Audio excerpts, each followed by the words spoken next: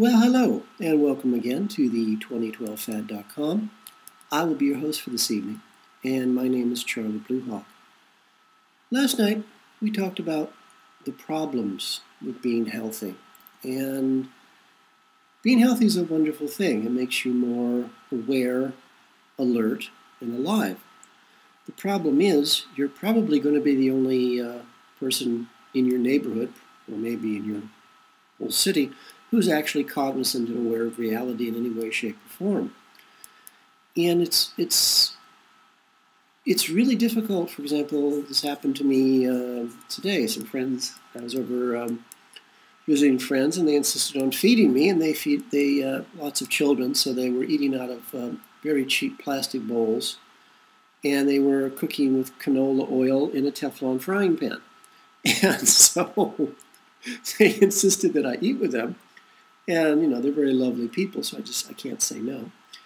And canola oil is actually, the word canola is actually a hybridization of the word Canadian and oil. And it's a very popular oil, at least in the United States, and apparently it's here in Europe it's popular as well. Canadian oil, canola oil, is actually made from the rapeseed plant. The rapeseed plant traditionally is used for only one reason: pesticide.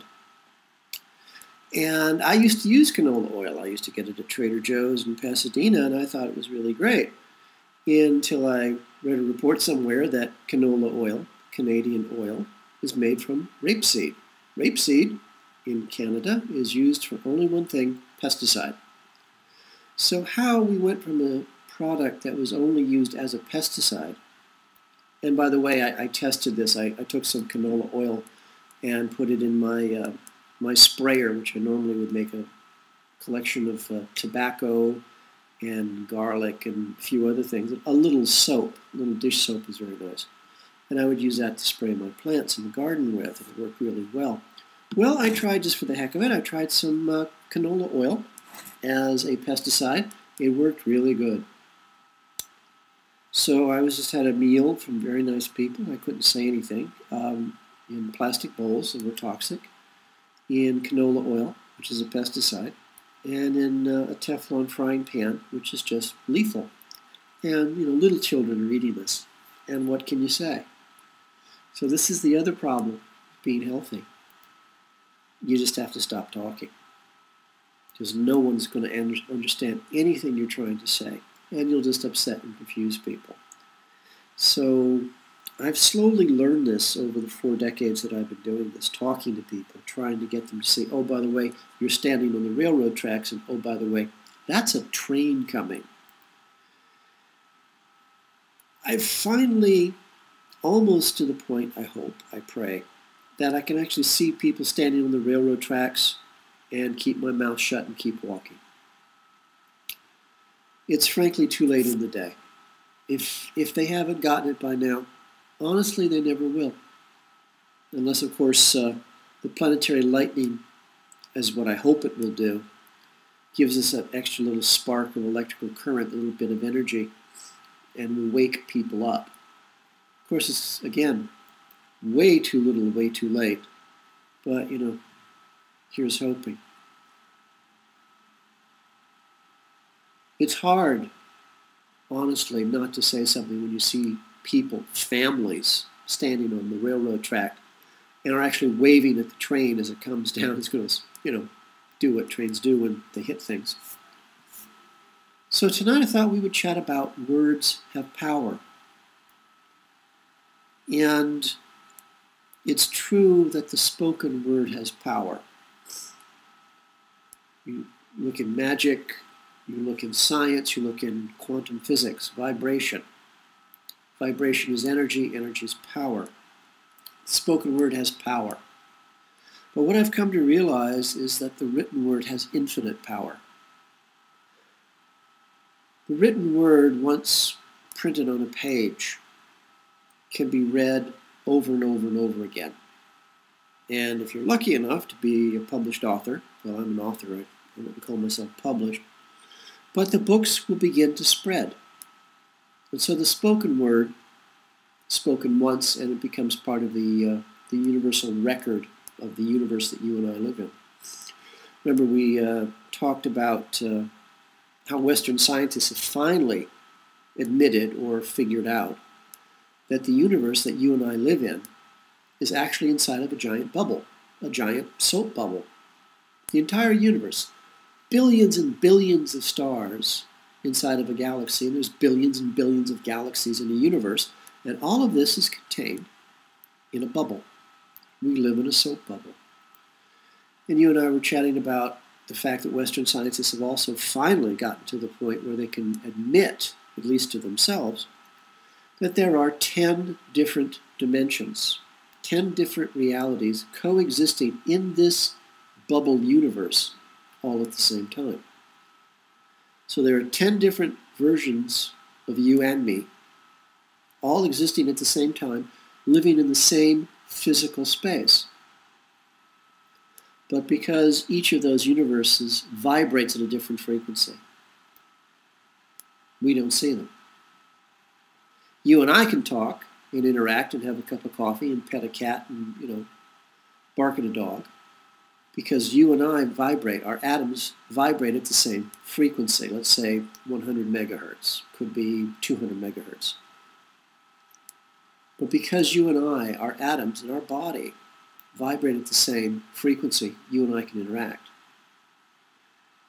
The truth is, you and I are basically just empty space, beyond the obvious insult. We're made up of atoms. Atoms are mostly empty space. There's a neutron in the middle, a particle that has no charge, such as our sun. The neutron is surrounded by orbiting particles, protons and neutrons, which obviously carry a positive and negative charge, just like our sun has a negative charge, and the planets that circle it have positive and negative charges, which is why we get into a problem when the dead brown dwarf star passes through the plane of our solar system. It also has a charge. It probably shouldn't, but for some reason it does. And as it passes through the plane of our solar system, this giant atom, basically, which our solar system is, there's going to be an electrical discharge, a short circuit, positive to positive, negative to negative. Just look at the surface of Mars. You can see massive scarring on the face of Mars that could only have been done by an electrical discharge, lightning. But in this universe that you and I live, you and I describe this as these 10 different universes, or these 10 different dimensions existing in this universe simultaneously. As record albums in an old record player, where you used to be able to stack 5 or 6, maybe 7 record albums on the spindle and turn the manual record player on, and it would automatically drop the next record down onto the plate, and the plate would spin, and the arm would lift up, swing over to the album, and touch down. And wherever the needle touched down, the album would begin to play. Well, if let's say there's 10 record albums on that spindle, and each of those represents one reality, where you and I live simultaneously in 10 different realities. Let's say each of those record albums has a slightly different frequency. Like the radio in your car. Today you want to listen to rock and roll. You turn it to 100.1 on your FM radio dial. Well, there's a radio station somewhere broadcasting at 100.1 megahertz. So you can now listen to rock and roll. But in the same physical space, in the same physical time, there's another radio station broadcasting at 100.2 megahertz. Using the exact same space at exactly the same time, it's playing country and western music. So you adjust your radio to 100.2 on the FM radio dial. You're now listening to country and western. So let's say you have a record album, a record player, and it has 10 albums on the spindle. I don't recommend that because it will stop working, but for, sake of argument. You and I exist 10 different times at the same time in the same place. in this universe right here, right now. Western scientists admit that. Probably there's hundreds, thousands, millions, trillions of different dimensions in this bubble universe we're in. But it all comes down to energy. The spoken word has power. Words have power.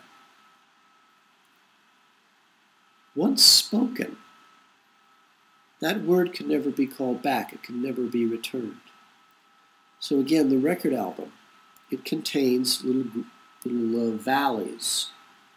And in those valleys are grooves. And every time the needle of the record player touches one of those grooves, it produces a sound.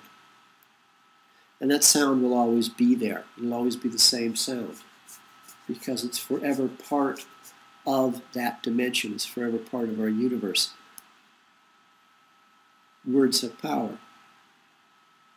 Words are not simply thoughts that we express, but we add to the total sum of our universe every time we speak.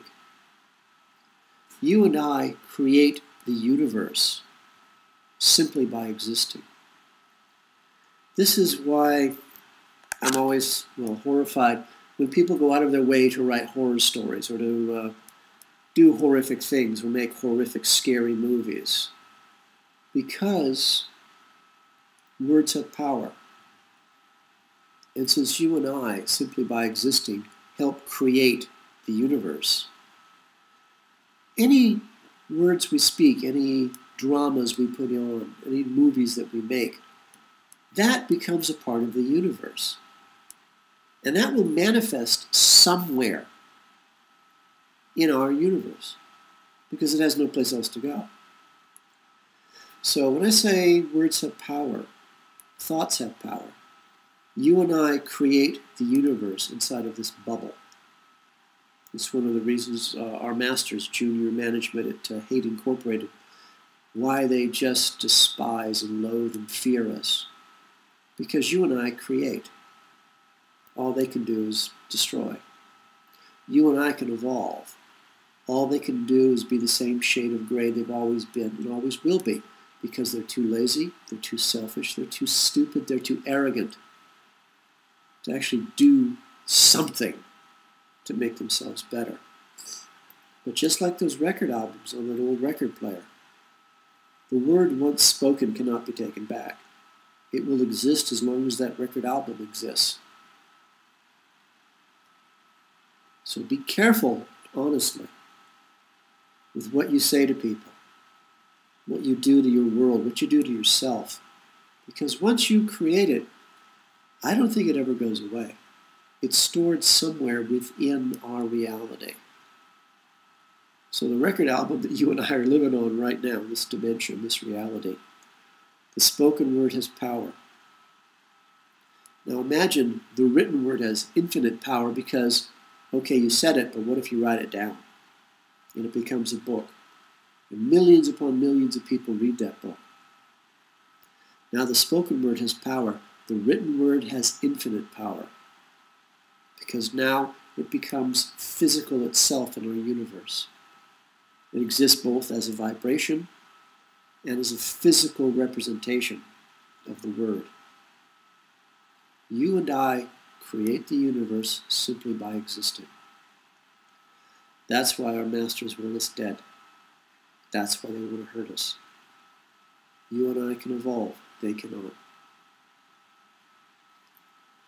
Just something to think about. The ancient Celtic blessing that I use at the end of the show, I begin to understand more and more every day. And I hope you do too. I hope that we have these little chats, these little discussions. I hope that, please don't believe, of course, anything I say. Please never do that. But maybe if we talk about it, you'll have your own ideas. Have your own ideas, run with them. That's all I'm really hoping for now. I do this all by myself. I get no help from anyone. My beautiful guardian angel in Wisconsin has issues of her own, so I'm all alone once again. And it would be nice if I had a corporate sponsor, but for now, it's just me and you. And we're just talking. So if any of my wild stories amuses you, helps you, makes you think, gives you some ideas, maybe if you have some ideas of yourself, of your own ideas, why don't you explore them? Let's see if we can make, simply by being here, make this universe a better place. Just a thought. May you live as long as you wish. May you love as long as you live. For the 2012fad.com, this is Charlie Blue Hawk.